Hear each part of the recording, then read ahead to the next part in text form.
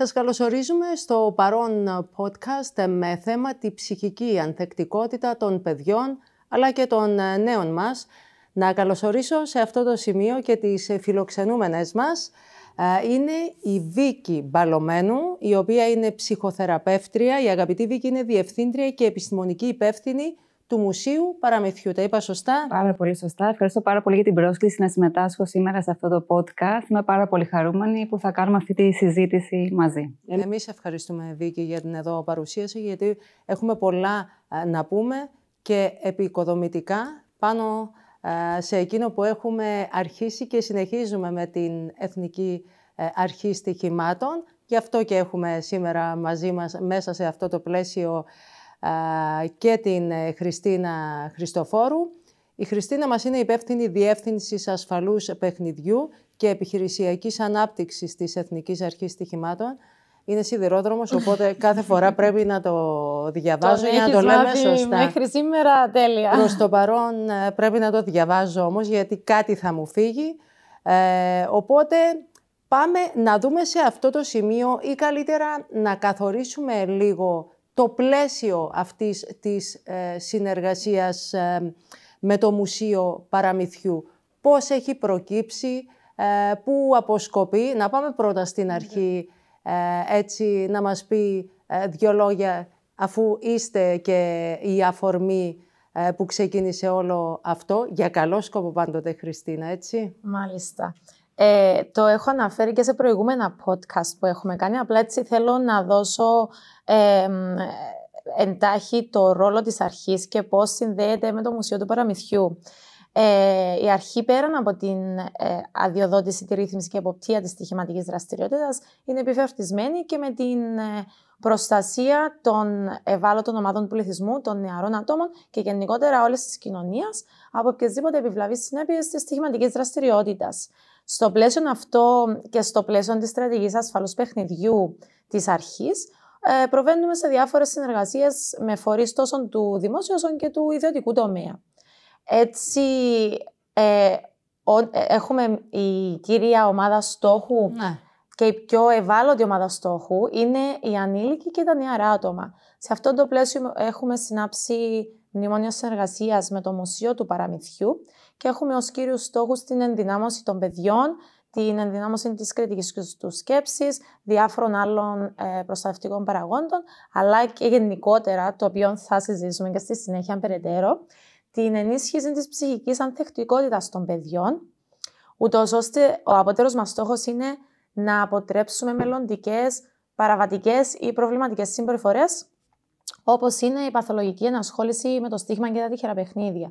Δηλαδή, ενισχύοντας αυτόν το δίκτυο προστασίας των νέων σε μικρή ηλικία, είναι η έμμεση πρόληψη αυτών που λέμε για να προλάβουμε μελλοντικές.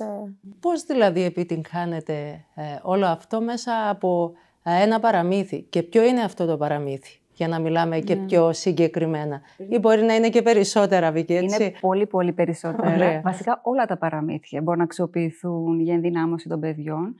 Αλλά θα ήθελα έτσι λίγο να εστιάσω σε αυτά που ανέφερε η Χριστίνα και να πω ακριβώς τι περιλαμβάνει αυτή η συνεργασία. Αυτή τη στιγμή, σε συνεργασία με την Εθνική Αρχή Στοιχημάτων, προσφέρουμε 3 προγράμματα. Έχουμε μία έκθεση στον χώρο του μουσείου, η οποία ονομάζεται «Τι μας λένε τα συναισθήματα», όπου μέσα από διαδραστικά εκθέματα οι επισκέπτες, παιδιά και γονείς, μπορούν να επεξεργαστούν τα συναισθήματα των ηρώων. Αγγίζουμε κάποια παραμύθια μέσα από τα διαδραστικά εκθέματα και μέσα από τους ήρωες, τα συναισθήματα των ηρώων μπορούν μετά να αναστοχαστούν πάνω στα δικά τους συναισθήματα, πώς νιώθουν σε διάφορες καταστάσεις και πώς μπορούν να διαχειριστούν τα συναισθήματά τους. Οπότε είναι μια ζωντανή διαδραστική έκθεση που τα παιδιά και οι γονείς μπορούν να επεξεργαστούν τα δικά τους συναισθήματα. Επίσης, έχουμε ένα εκπαιδευτικό πρόγραμμα στο οποίο συμμετέχουν τα σχολεία. Τα παιδιά μαζί με τους εκπαιδευτικούς τους βλέπουν τα διαδραστικά εκθέματα και με αφορμή την έκθεση μετά δραματοποιείται ένα παραμύθι μέσα από το οποίο πάλι επεξεργάζονται τα συναισθήματα και πώς μπορούν να τα διαχειριστούν στις διάφορες εκφάνσεις της ζωής τους. Και τέλος έχουμε το πρόγραμμα Alliance for Children and Youth, το οποίο περιλαμβάνει εργαστήρια ενδυνάμωσης παιδιών, όπου εκεί αξιοποιούνται, όπως πολύ ωραία είπες, διάφορα παραμύθια παιδικής λογοτεχνίας Και μέσα από τα παραμύθια τα παιδιά ευαισθητοποιούνται πάνω στις κοινωνικές δεξιότητες που είναι σημαντικές για τη ζωή μας και πώς μπορούν να τις χρησιμοποιήσουν στη ζωή τους για να μπορέσουν να ανταπεξέλθουν σε δυσκολίες. Και παράλληλα έχουμε εργαστήρια για γονείς, όπου υπάρχει μια συμβουλευτική στους γονείς πώς μπορούν να ενδυναμώσουν τα παιδιά τους και οικογενειακή θεραπεία, γιατί θεωρούμε ότι είναι πάρα πολύ σημαντικό το οικογενειακό κλίμα.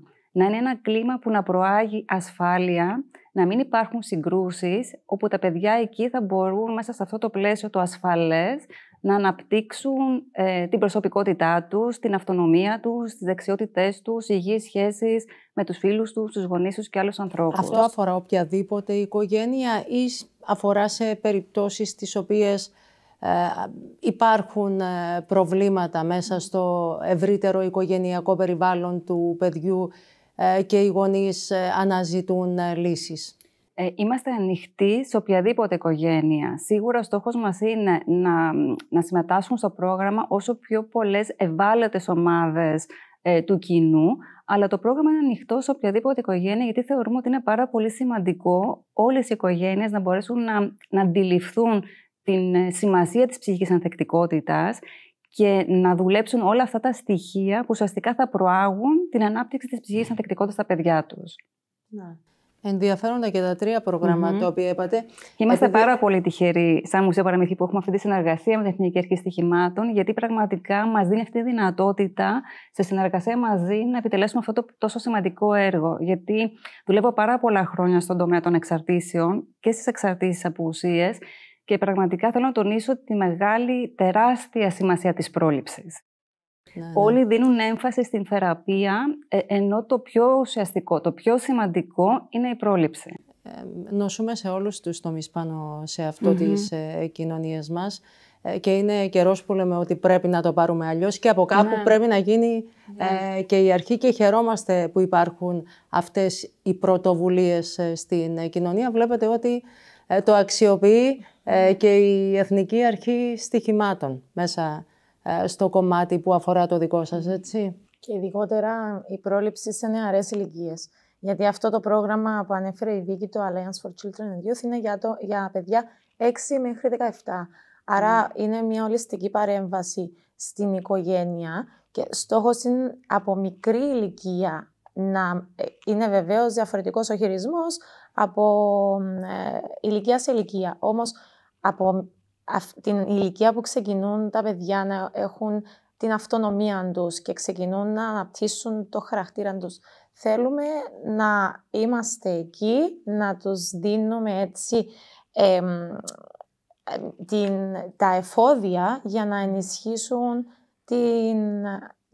τη δική τους την προσωπικότητα και ο χαρακτήρα. Εμένα μου έχει κινήσει την περιέργεια, ακούγοντας όλο αυτό, το πώς ένα παραμύθι, και ποιο είναι αυτό το παραμύθι που μπορεί να αγγίξει το ίδιο το παιδί και να προλάβουμε όλα εκείνα τα αρνητικά επακόλουθα, αν θέλετε. Και θα ήθελα σε αυτό το σημείο να μας δώσεις το στίγμα ενός παραμυθιού για το πώς προσεγγίζεται μια παιδική αθώα ψυχή μέσα σε αυτό το πλαίσιο.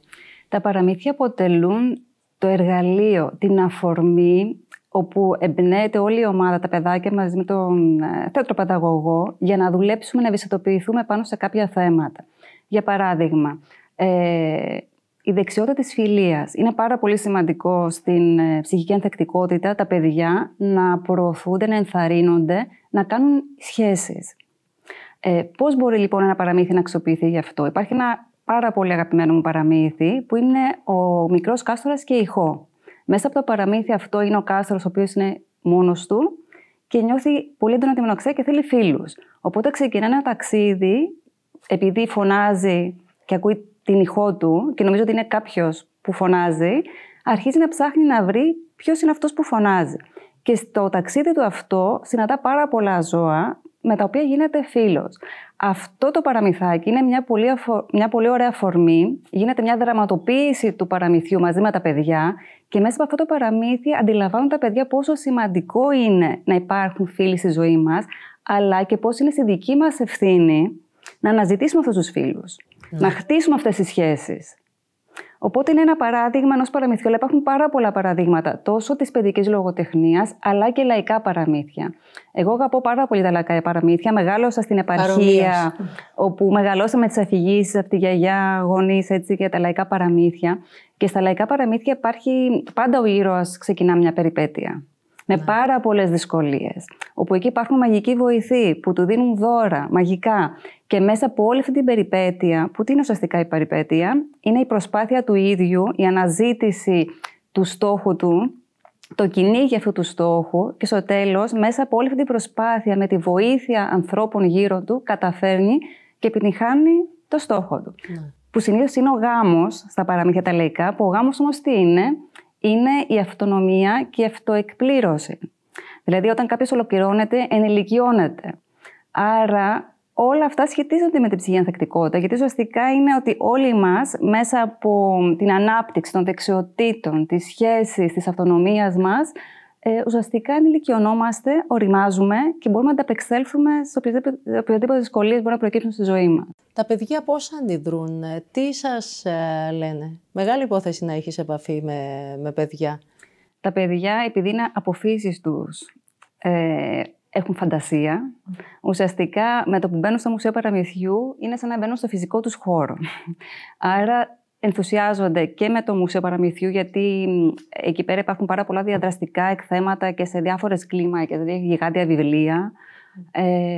Οπότε είναι σαν να μπαίνουν σε ένα μαγικό κόσμο που μέσα από τα παραμύθια, που τα αγαπούν πάρα πολύ τα παραμύθια, γιατί είναι ένας φανταστικός κόσμος, μαγικός για αυτούς. Μεγάλη υπόθεση στην εποχή του τάμπλετ να συμβαίνει αυτό. Ναι. Του τάμπλετ, του κινητού.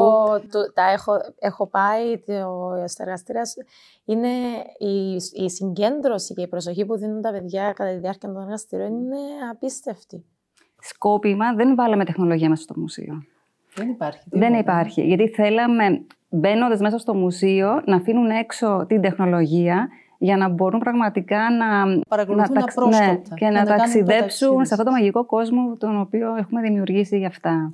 Δώστε μας έτσι λίγες λεπτομέρειες για το πού βρίσκεται το Μουσείο Παραμυθιού, πώς μπορεί ο γονιός να έρθει κοντά σας στις ώρες λειτουργίας, όλες τις λεπτομέρειες που χρειάζεται. Το Μουσείο Παραμυθιού βρίσκεται στην Πύλη Πάφου, Γρανικού 32. Εδώ στη Λευκοσία. Εδώ στη Λευκοσία. Μπορούν κάθε Σάββατο 10 με 2 να επισκέπτονται οι γονείς μαζί με τα παιδάκια τους για να να επισκεφτούν την διαδραστική έκθεση που έχουμε τα συναισθήματα. Καθημερινές δεχόμαστε σχολεία, κάθε πρωί, Δευτέρα με Παρασκευή. Και επίσης έχουν τη δυνατότητα οι γονείς με παρέες φίλων τους να οργανώσουν κατόπιν ραντεβού συνάντηση στο Μουσείο Παραμυθιού, όπου εκεί ουσιαστικά υλοποιείται το εργαστήρι μόνο για αυτούς και τους φίλους τους. Πώς βλέπετε, Χριστίνα, αυτή τη συνεργασία? Ήταν μια πρωτοβουλία, αντιλαμβανόμαστε, που ξεκίνησε από την Εθνική Αρχή Στοιχημάτων. Ήρθατε σε επαφή με το μουσείο, με τη Βίκη στην προκειμένη. Μάλιστα. Η αλήθεια είναι εμείς δεν γνωρίζαμε για το μουσείο και τη δράση του. Και όταν πήγαμε ήταν άμεση η ανταπόκριση, γιατί βλέπαμε ότι ήταν κάτι το οποίο εμπίπτει ακριβώς στους στρατηγικούς στόχους της αρχής. Γιατί για μας είναι απόλυτα σημαντικό, όπως ανέφερε και η Βίκη προηγουμένως, να προλάβουμε οποιασδήποτε προβληματικές συμπεριφορές. Και άρα είναι το απόλυτο πάντρεμα των δικών μας στόχων με τους στόχους του μουσείου. Η ανταπόκριση ήταν τεράστια και νομίζω η Βίκη μπορεί να το επιβεβαιώσει. Έχουμε σχολεία προς το παρόν από όλη την επαρχία Λευκοσίας και πολλά αρνάκα μας επισκέπτονται. Μέχρι και τους επόμενους μήνες, άρα έχει αγκαλιαστεί αυτή η πρωτοβουλία και από τους ίδιους και τους εκπαιδευτικούς, γιατί θα ήθελα να αναφέρω ότι πέραν από τα παιδιά, μια σημαντική ομάδα η οποία πρέπει να αγγίξουμε και να τους δώσουμε το νόημα της ενίσχυσης ψυχικής ανθεκτικότητας των παιδιών είναι οι εκπαιδευτικοί, οι οποίοι διαδραματίζουν ένα πάρα πολύ σημαντικό ρόλο στη ζωή των παιδιών. Τον ίδιο ρόλο με τον γονιό υπό κάποια άλλη μορφή, τον ρόλο του προτύπου. Σε αυτό αναφέρομαι. Εξίσου σημαντική και οι δύο ρόλοι. Είναι φιγούρες Είπες κάτι πάρα πολύ σημαντικό, Έμιλι. Ανέφερες τη λέξη πρότυπο και σκέφτομαι πραγματικά πόσο σημαντικό είναι να αντιληφθούν οι γονείς ότι θα πρέπει πρώτα να κάνουν δουλειά οι ίδιοι με τον εαυτό τους. Γιατί όταν μιλάμε για διαχείριση συναισθημάτων και ζητούμε από τα παιδιά να διαχειρίζονται συναισθήματά τους, όταν δεν το κάνει ο ίδιος ο γονιός, όσο και να δουλέψουμε με τα παιδιά, λειτουργεί ως πρότυπο ο γονιός. Ή όταν λέμε στα παιδιά να έχουν υγιείς σχέσεις και βλέπουμε ένα γονιό που είναι απομονωμένος. Όλα αυτά είναι πάρα πολύ σημαντικά να αντιληφθούμε ότι πρώτα πρέπει εμείς οι ίδιοι να δουλέψουμε με τον εαυτό μας. Πώς το αντιλαμβάνετε? Μπαίνουμε έτσι λίγο στα άλλα σου τα μονοπάτια, αλλά επειδή το θίγεις και μου αρέσουν πολύ αυτές οι συζητήσεις, πώς θα καταφέρει ένας άνθρωπος να κάνει αυτή την αναγνώριση του εσωτερικού εδάφους, ώστε να μπορέσει να βοηθήσει και το ίδιο του το παιδί? Ανοίγουμε μια τεράστια συζήτηση φυσικά. Εμένα μου αρέσει πολύ η λέξη αναστοχασμός. Βέβαια, σκεφτόμαι ότι που τι σημαίνει αναστοχασμός, είναι να παίρνω αυτό το χρόνο και να σκέφτομαι πώς λειτουργώ, πώς επικοινωνώ, πώς σχετίζομαι. Αντιλαμβάνεσαι όμως ότι με τον τρόπο που τρέχουμε όλη μέρα, με τις δουλειές, τα παιδιά, όλα αυτά, ίσως να μην είμαστε εξοικειωμένοι με μια τέτοια διαδικασία. Μέσα από το πρόγραμμα, εμείς προσκαλούμε τους γονείς να αναστοχαστούν πάνω στον τρόπο που λειτουργούν οι ίδιοι και εκεί να είναι δουν. Είναι μια καλή αφορμή δηλαδή το πρόγραμμα. Ακριβώς. Για να βάλει και τους γονείς σε αυτή τη λογική. Ακριβώς. Και επίσης να αναστοχαστούν και πάνω στη σχέση τους ως ζευγάρι. Γιατί κάτι που έχω διαπιστώσει πάρα πολύ, 25 χρόνια δουλεύω ψυχοθεραπευτικά, θα έλεγα ότι το βασικότερο είναι η δουλειά του ζευγαριού και τις σχέσεις τους. Γιατί το παιδί τι βλέπει? Βλέπει πώς συνεργάζονται, πώς επικοινωνούν οι δύο γονείς τους, πώς επιλύουν προβλήματα οι δύο γονείς, πώς διαχειρίζονται τις συγκρούσεις τους και τα συναισθήματά τους οι δύο γονείς.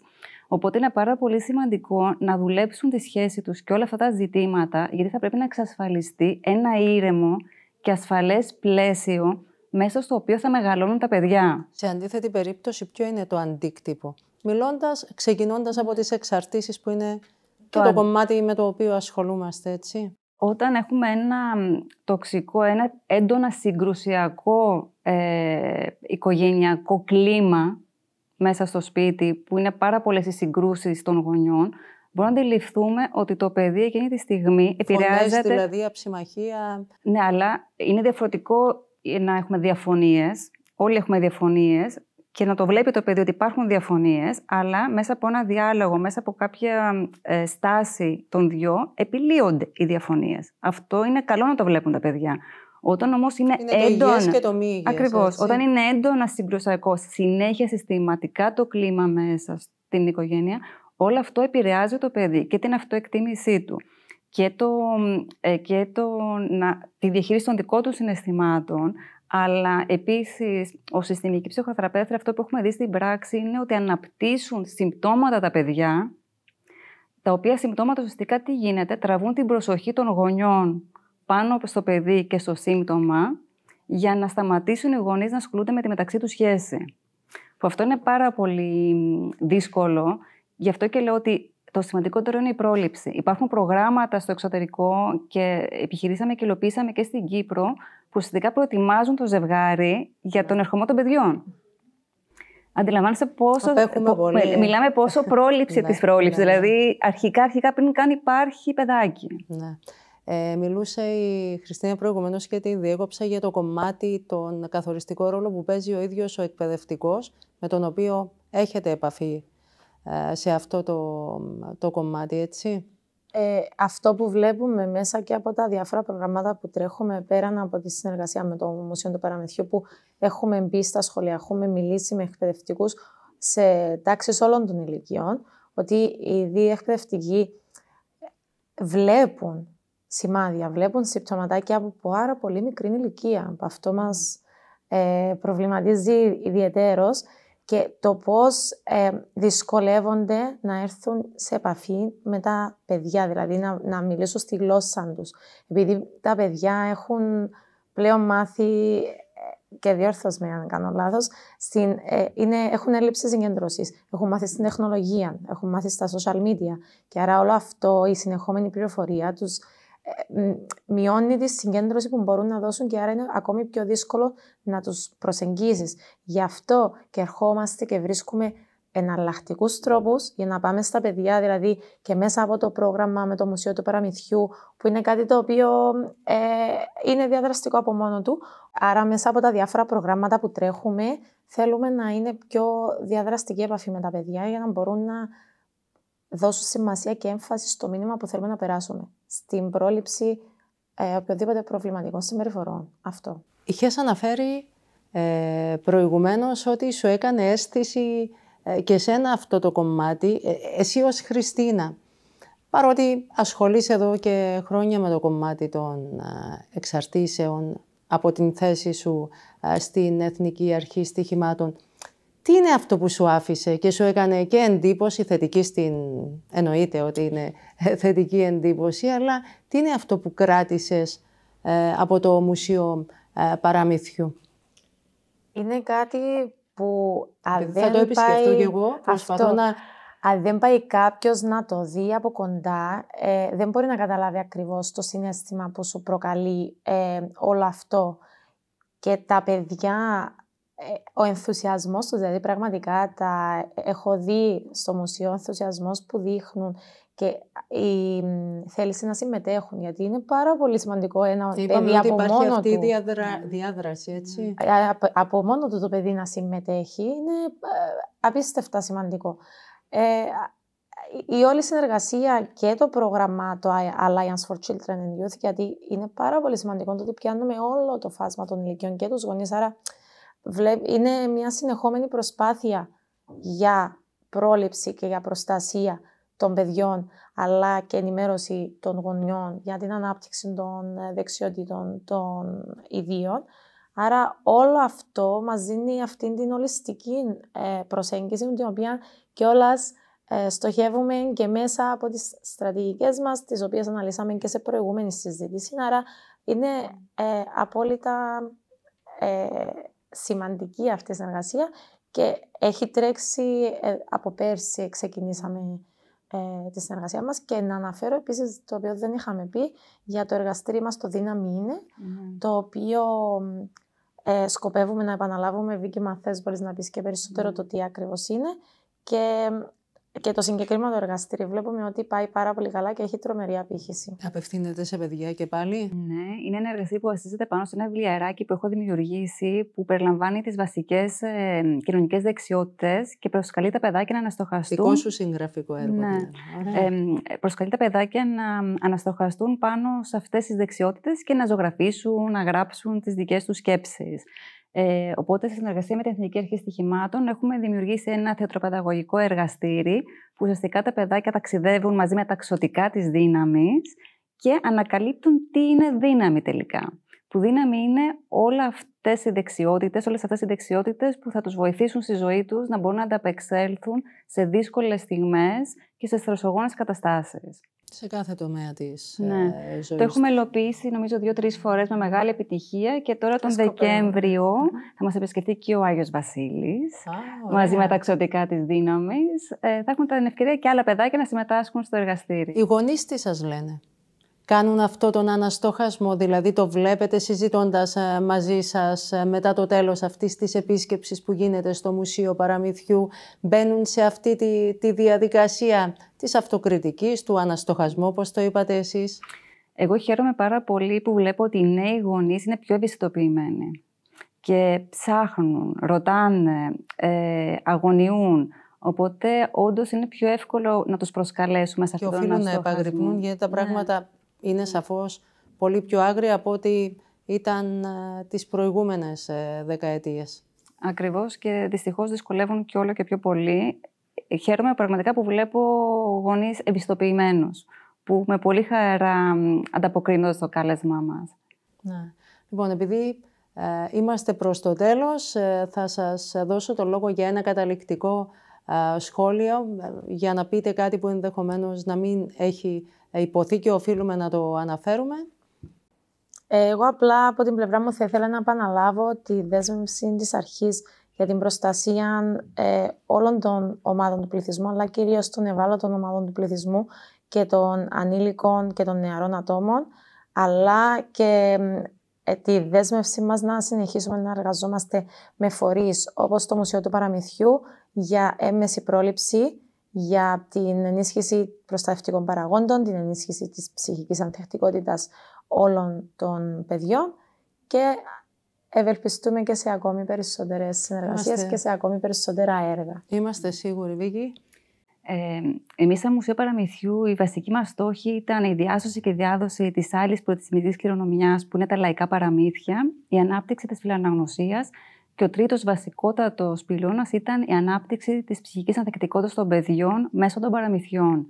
Οπότε χαιρόμαστε πάρα πολύ για αυτή τη συνεργασία με την Εθνική Αρχή Στοιχημάτων, που μας δίνει αυτή τη δυνατότητα πραγματικά με το ίδιο πάθος και το ίδιο όραμα και την ίδια αγάπη να δημιουργήσουμε προγράμματα που να υλοποιούν ακριβώς αυτό το στόχο.